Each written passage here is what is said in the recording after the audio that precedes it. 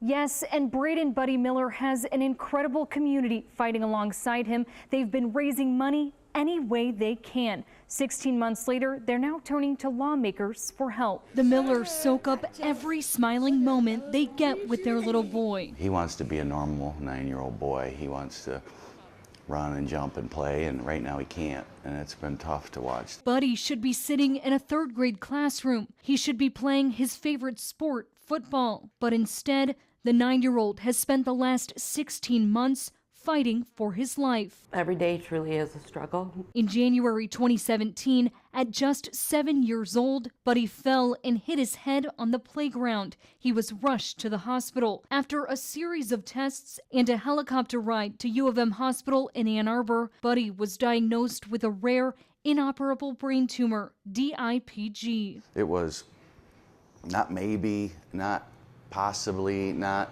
it was, here's what you got. Don't hope for anything else. You know, just take your time and do what you can with it. Brad and Jenny Miller were given 6 to 9 months with their boy.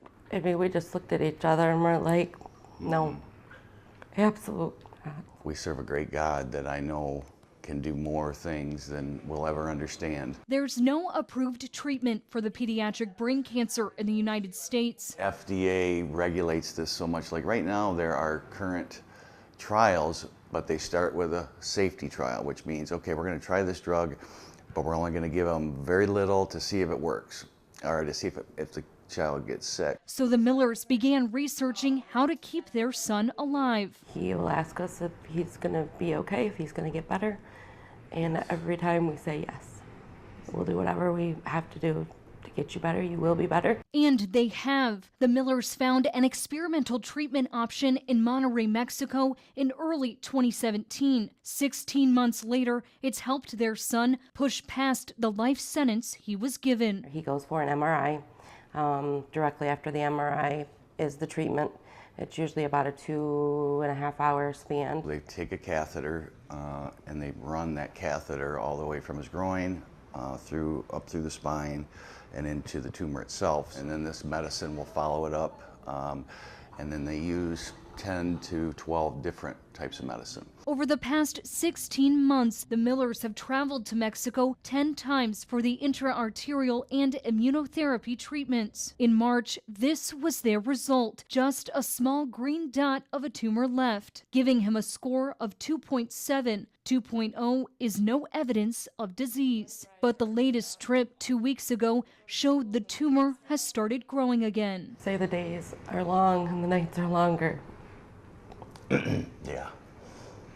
2, 3, 4 in the morning, your brain just don't stop. As if the stress of trying to save their child's life isn't enough, the financial cost of each treatment is between $17,000 and $30,000, and it has to be paid out of pocket. It boils down to a dollar bill of whether we have him with us or not. Oh, it's expensive, and it's worth every dime. Family, friends, and the entire Flushing and New Lothrop communities quickly stepped up, frequently holding fundraisers for Buddy, whether it's a bowling night, an auction, or a restaurant, giving away some of their proceeds for the day. They have single-handedly helped us raise hundreds of thousands of dollars, and without them, we wouldn't be anywhere near where we're at. So it's just, I can't say thank you enough. According to the National Pediatric Cancer Foundation, pediatric cancer only receives 4% of the federal government's cancer research funding. Jenny says DIPG gets about 1% of that. So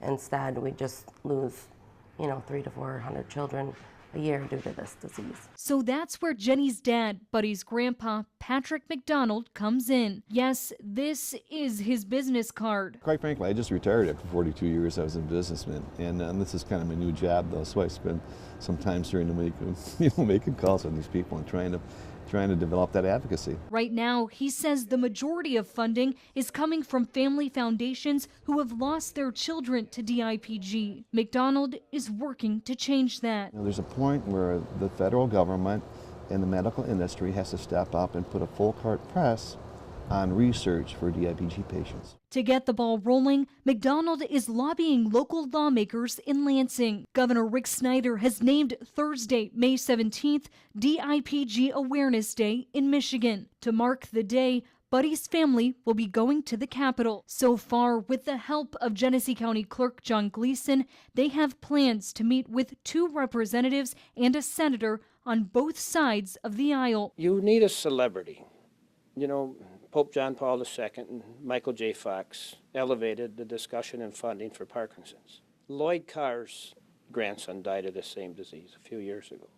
And that elevated the discussion. It's almost disgraceful when you figure you need a renowned individual to suffer from this or other issues to bring light to the issue and the funding. The Millers will be asking lawmakers for DIPG to become a vanity license plate option, like these just approved in Ohio. Plus, McDonald says some states allow people to make a contribution to the research when you renew your plate or file your income tax. And if we do have that funding available, there are agencies that would project manage that process and just bring a different level of care that would be available to these children. Care that wouldn't force children like Buddy to continue to travel to Mexico every 3 to 4 weeks, and would give hope to the 200 to 400 children who are expected to be diagnosed with DIPG every year. We do our best and stay positive and stay firm in our faith